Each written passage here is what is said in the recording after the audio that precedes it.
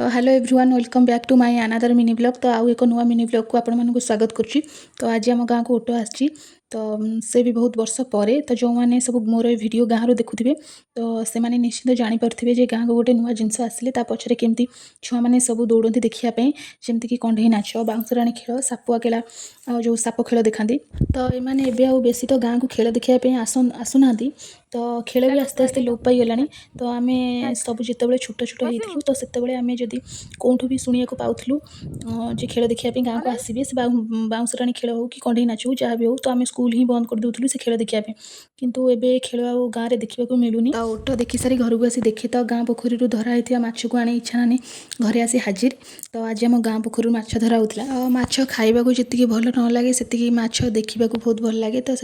तो ऑटो आसी जाई सारिबा परे हनुमान आम गाँव में आसी प्रकट हो गले।